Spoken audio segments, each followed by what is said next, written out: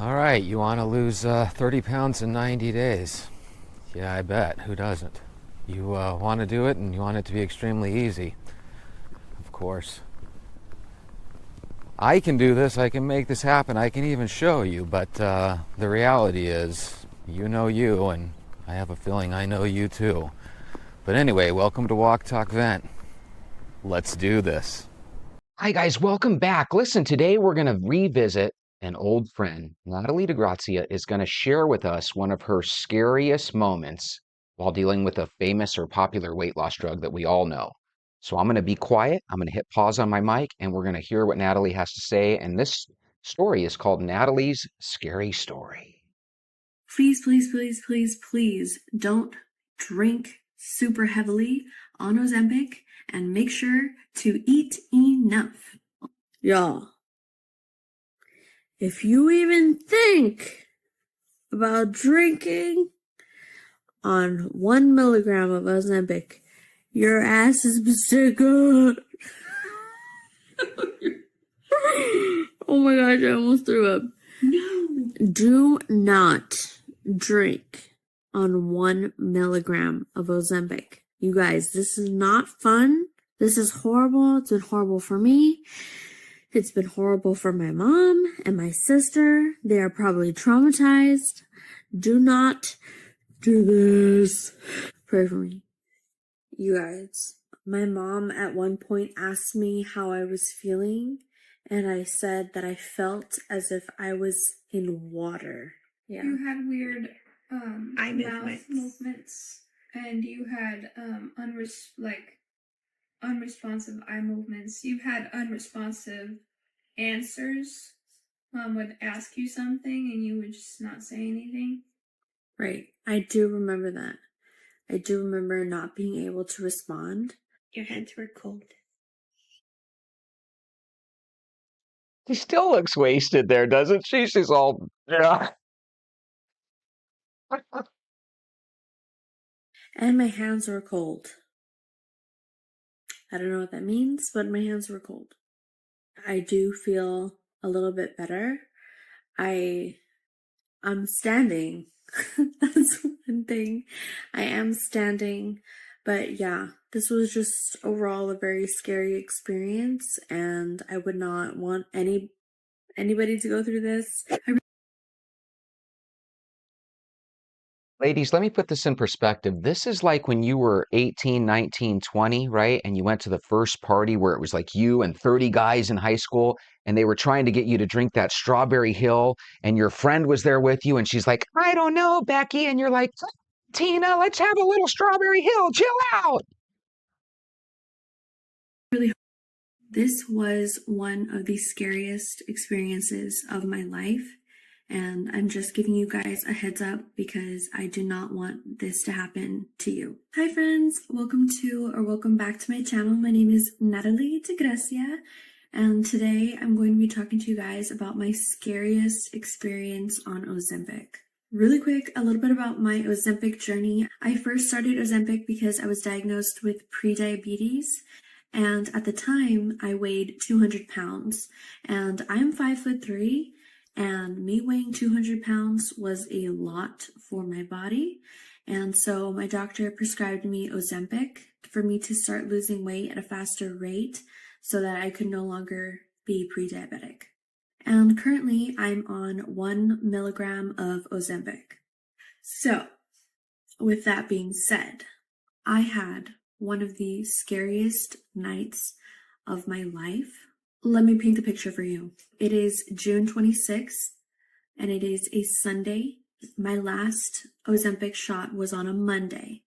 Okay, so I had about 7 days since my injection. So it's currently Sunday, and I decide I want to drink. Bad idea. Really bad. Me being on my 7th day after my injection, I'm thinking, what's a little Puerto Rican rum, baby? Like, what's a little Puerto Rican rum? I thought I was going to be fine. Little did I know. So I was having a little bit of a celebration. I just hit 5,500 subscribers. I was super excited. Basically, I'm sitting on a love seat in my family's game room and I keel over and just immediately start trigger warning, vomit. I just started throwing up. How did we get here?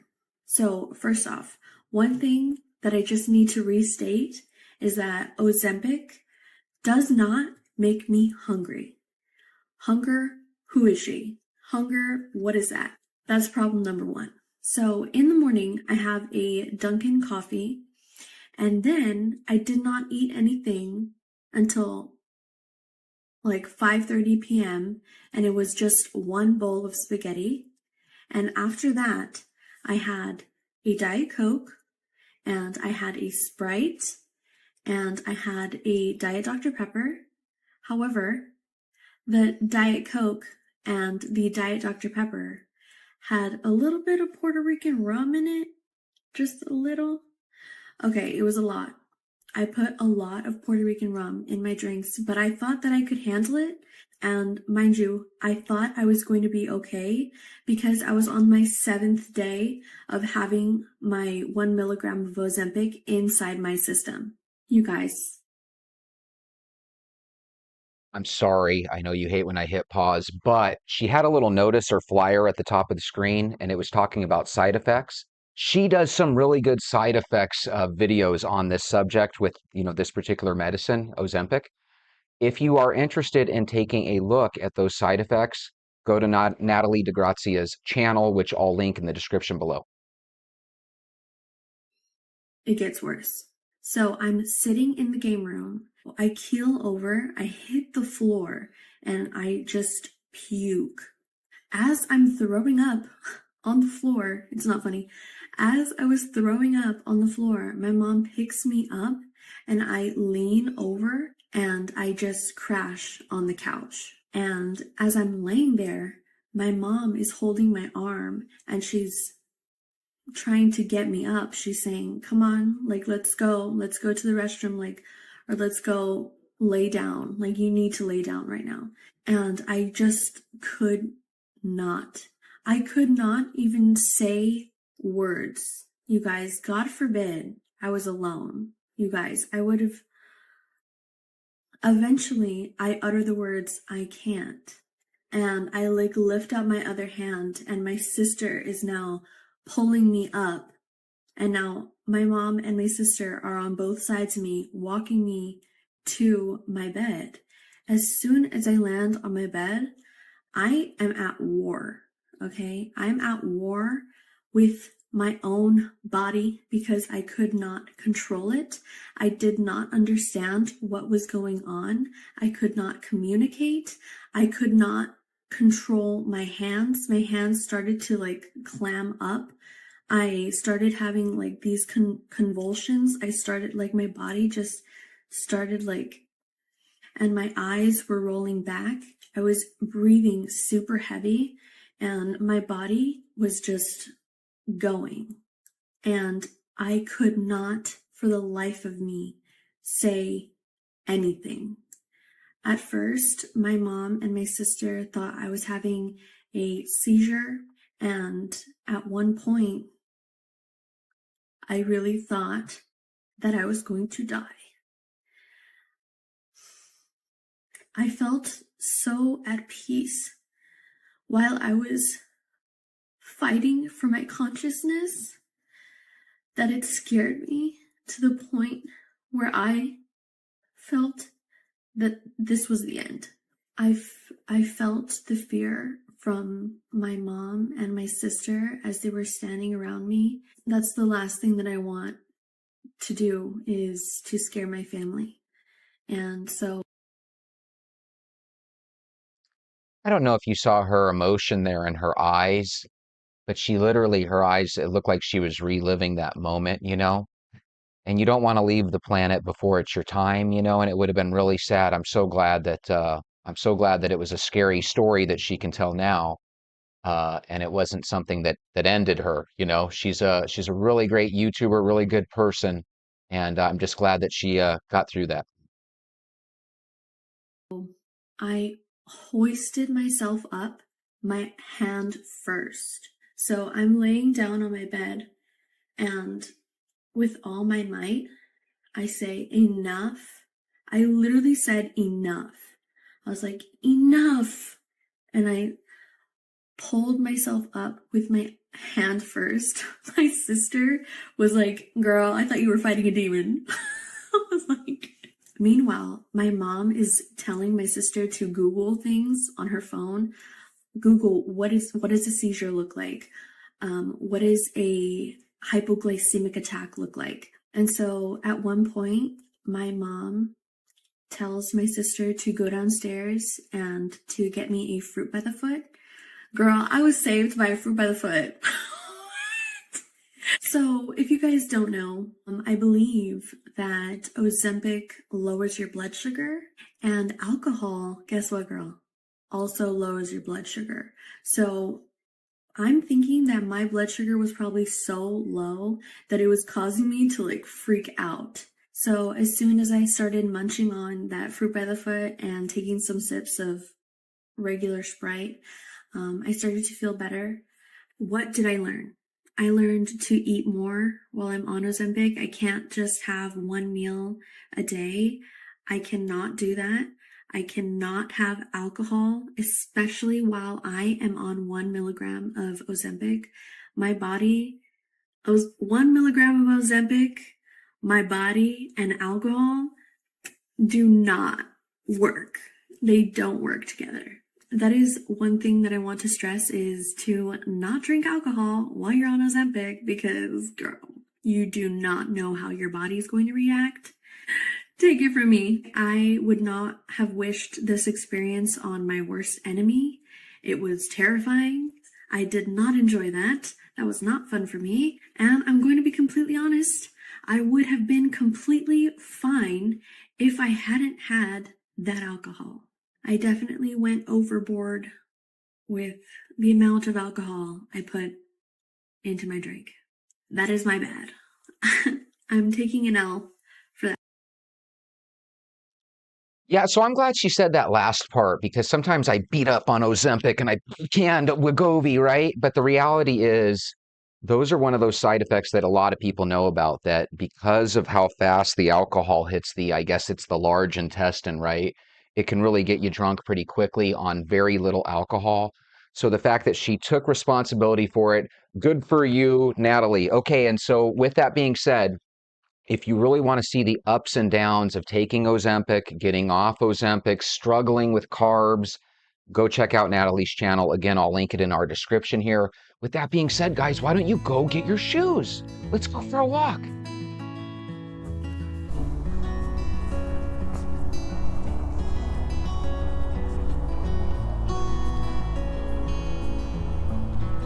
Hey, Venters. My name is Jesse.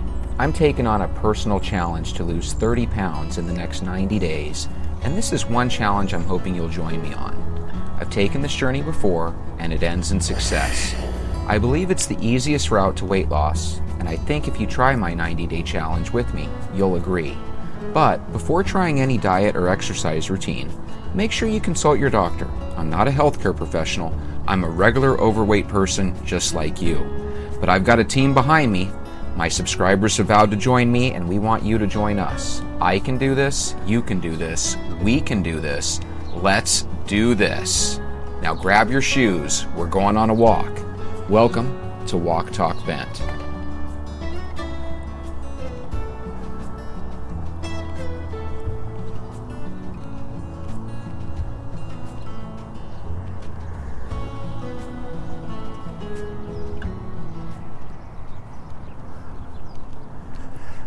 Hey guys, good morning. TGIF, thank God it's Friday. It's Friday Eve for me, but as you guys know, I always record a day, sometimes 3 or 4 behind, right?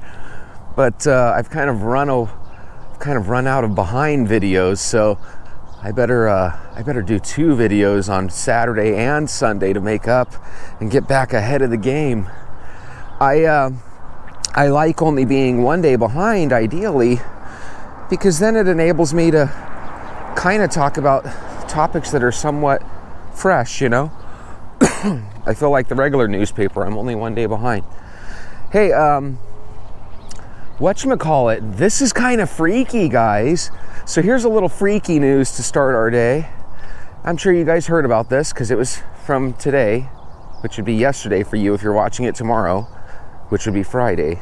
Okay, anyway, long story short, South Dakota, Nebraska, Texas, and all of southern Nevada experienced 911 outages last night.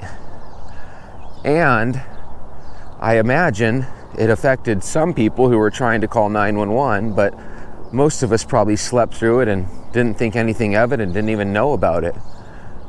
But the reason I mention it is because sometimes I would imagine groups do tests.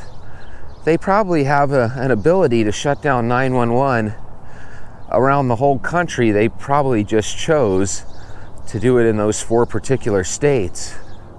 So again, might not have been a major thing. It might have happened at a time where most of the country was asleep. I don't know exactly. I'll find out more details as the day goes on, I'm sure. But the point is, we're already seeing successful cyber attacks.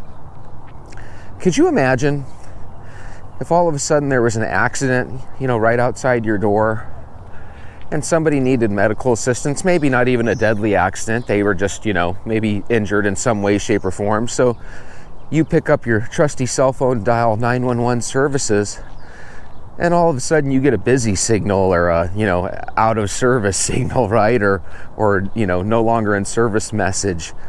That would be the craziest thing ever, wouldn't it?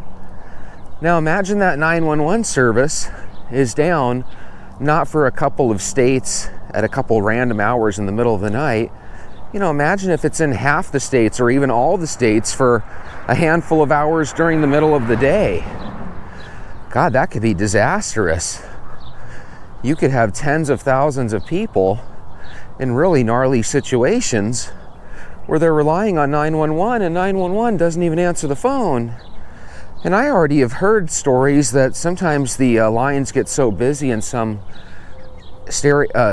areas, some states and cities around the country, that sometimes they do get busy signals and stuff. So if you combine that with a cyber attack, all of a sudden things can get really, really scary really, really quick. So that's just something to ponder. I don't really have much to say about it other than, they've been warning us about this for a while, and I do think there is a chance that one day we wake up and something's awry for a while. I don't know if it'll be the internet outage or if it'll be the utility outages, but I have a feeling we're going to have some sort of weird thing happen for the rest of this year. And who knows, if it does, maybe we'll be in some sort of war in the future. Who knows? I didn't really want to talk solely about that. I wanted to talk about something that I think happens to a lot of us. And I want to talk to you about cheating. And no, Marilyn, I'm not talking about you and Bob, right? I'm talking about cheating on your diet. So many times we treat cheating on our diet almost like cheating on a girlfriend or cheating on a boyfriend, where once we do it, we never go back to the diet. We never go back to the girlfriend or the boyfriend, right? Once you cheat, you kind of move on. But again, this isn't about social cheating and cheating on your significant other. It's mainly about your diet. I think what people do is they have a bad day. Maybe they were bored, maybe they were upset, maybe they were just hanging around friends that were just hanging around sweets and stuff. And before you know it, they've had a full-blown retro day, right? Like back in the day when they were always eating junk food. All of a sudden you're doing that and destroying your diet, right? But here's a question I have for you to ponder. Are you really destroying anything? When I eat a piece of cake, or when I splurge and have half a sleeve of cookies, right? I don't necessarily look at it as this horrible thing. Is it a horrible thing if you eat half a sleeve of cookies? Kind of, it's not good for your teeth. It's not necessarily good for your waistline, right? But it's also not necessarily a horrible thing if we can make a proactive decision and plan to get over it. Well, how do we do that, Jesse? I've never cheated in my life. Well, let's imagine that you do. You fall off the wagon, you eat a bunch of cookies, you eat a 2 liter of soda, drink a 2 liter of soda, all by yourself. What are we going to do now? I have a proactive plan that whenever I eat anything like that, my game plan is I'm going to do some extra credit. So days where you normally walk 1 half-hour little walk during the day, and then you go about your day doing the water and the avoiding sugar, let's say hypothetically you cheated. As a matter of fact, I bet half of you watching cheated just yesterday, right? Some of you are weaning off, which means in essence, you're cheating on your diet all the time. But I don't want you to feel like you're cheating. Keep weaning, right? Baby steps. But whenever you cheat, if you have a proactive plan that, hey, I'm going to do what Jesse does. I'm just going to fill that void with a little extra credit. And then what you can do is when you're on your walk, unless you have cookies in your pocket, you're usually clear-minded again. Because I'll be honest with you, sometimes when you're eating that 3rd or 4th or 5th cookie, when you told yourself, I'm just going to have one, right? Sometimes it does have a little bit of almost like a drug effect on your mind. You know, before you know it, you've downed 6 or 7 cookies rather than just the one. But I don't want you to be thinking that I've broken some cosmic law, because you haven't. You're just human, and that's what makes all these diets that we look at so challenging. They all have this little piece of torture in it, right? Where you have to use supreme willpower. If you do the 1 meal a day, and all of a sudden you're eating 3 meals, even if you're avoiding sugar and stuff, you feel like you've cheated on yourself, and you feel like you've cheated on your diet. But the reality is, nobody throughout the course of time would necessarily naturally be doing the OMAD. I don't even think our caveman cousins from many, many years ago, I don't think they were enjoying OMAD. I think they had a diet where whenever food became available, they ate it, you know? Because they didn't necessarily know when their next meal was going to come. So they might have been forced into OMAD type situations, right? They might have been forced to only eat 1 meal a day on occasion. But if they had access to multiple meals in a day, they probably took it. Good morning. There's my walking sister that's out here all the time. And here's another one that's here with her dog. It's the same characters. If you've been noticing the same characters in your neighborhood walking, those are your walkers. Those are people that one day you're going to stop and say hello, and you're going to end up having a conversation with them, and they won't become necessarily your best friend, but they will become a friend eventually. Hey, good morning. I mean, not necessarily a best friend, but I can just imagine people that walk will eventually talk to each other in some way, shape, or form. Might be as simple as saying good morning, you know? So anyway, when we go on eating binges, whether it's food, whether it's bags of potato chips, whether it's sweet stuff like, like donuts and coffee cake, so many of us decide to just never go back on the diet.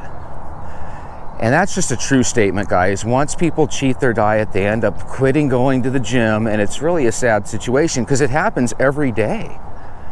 People stop. I don't want that to be you. I don't want you to look at it like you're breaking some cosmic rule, because you're not, okay? And this is where I battle with myself, because I know deep down it would be best for you guys to totally ditch sugar.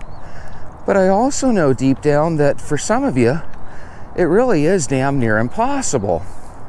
So if I were to tell you that the only way you can have success is to quit sugar, and every time you don't quit it and start it back up, you're really doing yourself a disservice, after a while you would say, you know what, this diet isn't for me, I'll find something else. But the reality is, even if you were never stopping your after work treat that you have, whatever it might be, I would still urge you to walk and drink water. So let's take that premise real quick. You're the type of person that you're going to have a bowl of Captain Crunch and a bowl of Fruit Loops throughout your morning, every morning. Since day one, you've never tried quitting sugar, but you've been walking every day, you've been drinking more and more water. Guys, that has to be a positive. That has to be positive, right? And we can always in the future make a plan to attack that sugar addiction that we have. So I want you to know that even if right now you're not doing even 2/3 of the plan, if you're doing just walking, or maybe you have a situation that prohibits you from walking, and you're doing a lot of water drinking, and you can't move, So what I would say to a person that can't move, a quadriplegic in a chair, is you could still drink water. You could still try to avoid sugar, right? If you're walking, avoiding sugar, but you just don't like drinking water, so you're drinking one of these flavored waters, well, that's got to be better than soda, right? You're drinking one of these Propel. That was the name I was trying to think of. You're drinking a Propel Gatorade water. Tastes like lemon juice, tastes like orange citrus juice, right? But it's really just flavored water. Guys, if that's the only water you can stand, then so be it, okay? Remember, very few people need to lose a certain amount of pounds in a certain amount of time unless they're like a professional athlete. Okay, so let's take advantage of that. Let's not consider it cheating anymore. Let's just consider it going through life. Because again, if somebody brings you a birthday cake and you're actually silly enough to take a bite of it, right? Which is your God-given right to eat your birthday cake, right? Again, I want you to be able to enjoy that cake every single moment that flavor's in your mouth. And if you end up going back to that cake that evening and the following morning, I just don't want you to give up, okay? When we were listening to Joel talk about the 1 meal a day diet, what was the last thing he said? Do you guys remember? He said, don't quit. And if you fall off the wagon, just pick yourself back up and move on. No big deal. Because it's only a big deal when you make it a big deal. Well, how do I do that, Jesse? By stopping dieting, okay? There are 3 tenets to our diet, and if you follow them, you naturally eat better. Notice I never attack your lunch or dinner. What I do attack right away is your dessert, right? So I'm thinking if you have a dinner that you normally would have, but you no longer have desserts or sweets, what does that enable you to eat? It enables you to eat whatever you want, just not dessert and not a soda with your meal, okay? So we're not attacking your diet, so there shouldn't be as much torture in this diet. Yeah, but Jesse, when you take away my Coke and you take away my after meal dessert, that is a little torturous. Okay, let's assume that you can't resist that after meal Coke or that during your meal Coke and that after meal pie, right? Okay, that's your life. So for the rest of your meals, for the rest of the day, each and every day, you're gonna have water. You're gonna go on 2 walks a day to make up for that dessert that you're never willing to get rid of. Why do I think you should get rid of desserts other than, for losing weight purposes? As we get older, our parents' genes start to kick in when it comes to our oral health. So if your mom and dad have dentures, there's a decent chance you're gonna have dentures too, okay? So as you get older, it's that much more important that you brush your teeth after you're eating some of those foods, that you drink water, that you try to slow down on the sugar for your teeth, if nothing else. Well, I already have dentures. Well, then I guess you can just keep eating sugar all you want, huh? The main thing is if you start taking a 1-hour walk rather than a half-hour walk, and if you drink a lot of water, so in other words, out of every 2 or 3 Cokes you have, if you can replace that with a water, there's gonna be some sort of positive impact. It might be negligible, it might be something that no one can really notice, but at the same time, there's a good chance you'll still lose weight. I don't know if you remember from Mommy Hasn't Showered, one of the things she was amazed at is although she broke her diet for salmon, which again, who can blame her, right? Salmon's delicious. But she was still amazed that she lost weight. So here's my $64,000 question for you. If you end up losing 10 pounds over 3 months and you never give up your morning Captain Crunch and you never give up your evening coffee cake, Why would you ever want to, right? You're moving in the right direction. And again, I don't think there's a doctor out there that's going to really scold you for having one treat a day. Do I think it's a plan for success in 90 days? No, in 90 days it can slow you down. But again, that depends on your goal. What if your goal is just to lose 8 to 10 pounds over 90 days? And over the last 10 years, you've never gone on walks. And you drink soda and sweet coffee nonstop, all right? So, I don't know. I think I would take the 8 to 10 pounds if I'm not willing to slow down on the sugar or the dieting, right? So again, when I was walking and I was eating sugar and I was wallowing in self-pity when I was recovering from my surgery, if I would have been able to walk like I do now, you know, for a couple half-hour walks a day and walking to the store, I probably wouldn't have gained as much weight. I probably wouldn't have done a YouTube channel. I'd probably be about 174 or 175, so I would still be close enough where I could slowly but surely get right back to that 160 area where I want to be. I might come across as a yo-yo dieter. I can tell you till I'm blue in the face that I did it because I was a little blue, you know, because of my surgery recovery. But the reality is, one of the promises that I made myself on a proactive walk one day is I told myself, you know, whenever I get bigger, I can always catch myself. When I catch myself, I could turn on the no sugar rule in my life and I could get right back to normal. If I'm older now, which I am, 47, and it doesn't happen for me right away, I don't think that means that my testosterone stopped, and I don't think it means that I'm destined to just be overweight and I'm never going to be able to lose it. My brain doesn't think like that. My brain thinks, hey, I'm going to get rid of this gut. When I get rid of this gut, everything's going to feel great again, you know? And even despite my gut, I don't necessarily feel crappy about my situation. Am I pre-diabetic? Yes, but I have a feeling the next time I do my lab work, I'll be much better. I haven't had nearly the amount of sweets over the last 4 or 5 weeks that I did in the previous 2 or 3 months before that. One of the only reasons that I'm able to do this channel is because of the 2/3 rule. You know, I do slip up every now and then. But again, if you slip up and you get used to kind of coming back the next day, you're actually going to be able to get a little bit of a power over sugar. It's not a problem that you like sugar because sugar is designed to be liked, right? Everybody loves sugar.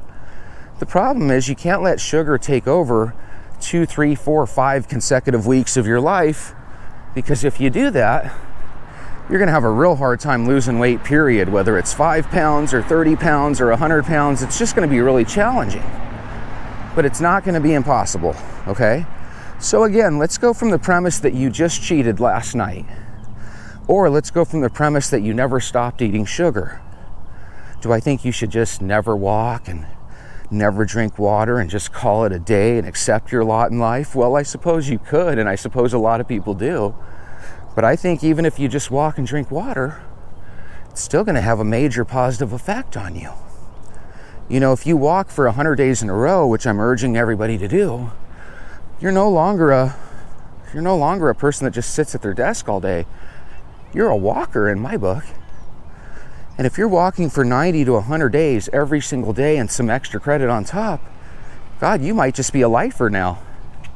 If you start walking from this point on for the rest of your life, I don't think you're ever going to be in that horrible shape that you were a month or 2 ago. So I think you should take that as a win. As Charlie Sheen would say, winning, right?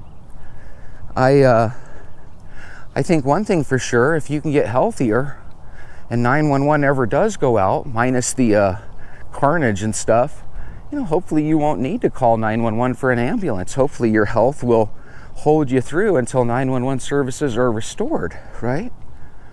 Now again, don't get me wrong, a bolt of lightning could hit me. I could fall down here in a second and just never pop back up. That doesn't mean that you should stop your walk. It doesn't mean that you should stop cutting down on sugar and drinking more water. You know, if you resolve to cut out sugar completely, it automatically makes every single meal that you have that much better. Because what it means is that you're going to be eating whatever you eat, but there's never going to be a dessert. And with whatever food you eat, you're always going to be downing it with a glass of water, right? I'm telling you, if you just get soda out of your life, become like me where you have a soda 3 or 4 times a year, okay? You're not really going to miss it. By the way, I even have safeguards against soda. When I am eating sugar, 9 times out of 10, I drink the High C's and the blue Powerades and those type of drinks, the lemonades. They're just as sweet as soda, I mean a little bit less, but they still have tons of sugar in them, right? But the difference is, it's easier to get rid of High C orange, even if it has that yummy vanilla in it, right? The Cokes, the carbonation, there's something about that that just makes people enjoy it. I'll give you an example. Let's say you buy a 2 liter of Pepsi, and let's say you also buy a 2 liter of generic cola. Generic cola, you know what that is, the cheap stuff at the store. Now the first day they taste the same, but you close the cap, you put the drink into your refrigerator, and the next day you come back to it. The Pepsi still tastes delicious. The generic soda is flat, okay? Now there's some of us that as kids, we grew up on flat soda and we still drink it, right? But if you really enjoy the carbonation, which a lot of Pepsi and Coke drinkers do, you're not gonna want flat soda. No matter how good it tastes, no matter how much caffeine or how much sugar's in it, it just doesn't taste the greatest, right? It's the carbonation that can get you hooked on Coke and Pepsi, right? So the main thing is, and I don't know where I was going with that, but I think the point is if you break your diet and you go on the sweet stuff, don't hold it against yourself forever, because it's really not that big of a deal. It's only a big deal if you make it that, okay? Jesse, what happens if I decide to break my diet for a month, and I mean all 3 phases? Well, if that were to happen, I would urge you just to go on one walk. And when you're on your walk, remember, it's not always a physical thing. Sometimes you need a mental walk, right? So when you go on your walk, dive into your think tank and just ask yourself, how can I get back into my routine?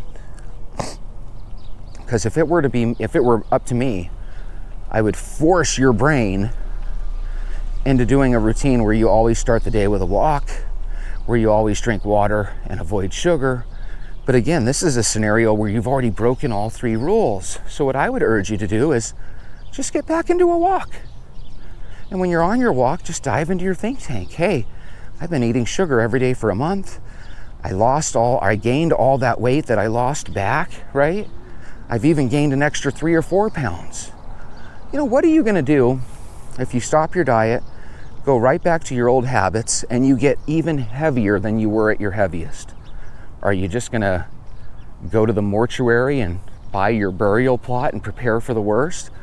I mean, I suppose you could do that, and it's probably not a bad idea if you have kids, right, to get everything set.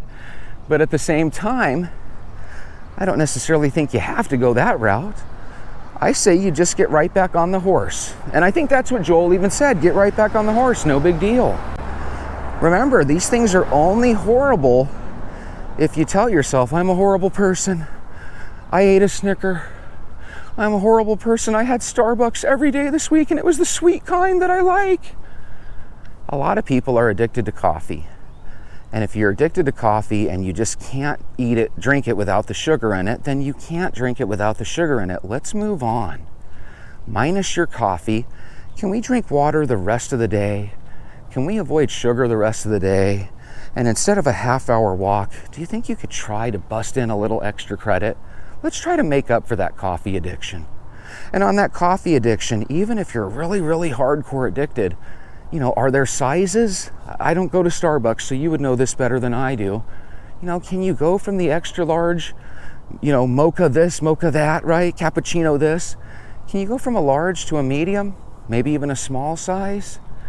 You know, is there a way to maybe go every other day? And on the other days where you don't go, maybe you just have a cup of instant coffee at your home? You know, is there a chance that you're not necessarily in love with the flavor, but you just need your coffee to wake up? Okay. If that's the chance, would you be willing to try a morning walk instead? And if you get a headache, would you be willing to take Shane's advice and just drink a big glass of water? Because while I tell people that, hey, have a little Coke, that'll help your headache, I usually say that because they're stopping soda, right? And they're wondering why they have this horrible headache. You're having a little caffeine withdrawal, you know? But I think I'm going to start giving Shane's advice instead. If you're having a headache, have a nice chug of water and keep sipping that water till that headache dissipates. And if it works for you, where you can get rid of your coffee headache with water, then get off the coffee, okay? But again, if you can't get off the coffee, if it's a staple in your life and everywhere you go people drink it, all right, see if you can drink it without sugar. And if you can't, we're going to move forward, we're going to move on, okay? We're no longer considering it falling off the wagon. We're just going to consider it being a part of life, okay? If I can get you to look at these bad things as something that we can take note of, jump over, and move on from, you're going to be in a better spot, okay? So let's get rid of that guilt that you're having, because no matter how many times I tell you to eat oatmeal, you're going to still eat Fruity Pebbles and Fruit Loops, and you're going to still have a hot cinnamon roll with all the fixings, right? If that's just you, okay, that's just you. Let's go Allie's way of, instead of taking away from your diet, let's add to your diet. What we're going to add is a ton of walking and a ton of water, okay? Before every meal, why don't you strategically drink a nice glass of water, see if it actually fills up some space in your stomach. Maybe we could attack your meals that aren't sweet, right? If you have a meat, let's say you have a couple of pieces of turkey to go with mashed potatoes, to go with corn, maybe instead of 2 scoops of mashed potatoes, you can catch yourself and only have 1 scoop, right? There's ways where you can enjoy your meal and still cut down. It's called portion control. Have you ever heard of it? Yes, we all have. Doctors have been telling us moderation and portion control. While I think moderation leads to a lot of diets being broken, if you and I have a proactive plan that we're not going to look at it like cheating, we're going to look at it like life, then you can simply break your diet once or twice a day and go right back to doing the other positive things that we've established. I love this diet, guys. It works. I found this diet on accident. I was always a walker. I enjoyed drinking water. I was always off of soda. I've never drank coffee. So I have some natural advantages that make it easier for me to pop right back into things. And when you walk every day, you're usually not overweight. Wait a minute, Jesse, I'm overweight and I walk every day. Yeah, but you're starting to slowly but surely lose weight. You just got to give it longer than 2 or 3 weeks, okay? Remember, when we looked at Mommy Hasn't Showered, or no, not Mommy Hasn't Showered, there was another person that we were talking to that was trying to do the 1 meal a day, but she was struggling, Mrs. Britton. When Mrs. Britton tried that, she got really sad because she wasn't losing weight, even though she was strictly adhering to 1 meal a day. So she started questioning herself. Am I eating too much rubbish?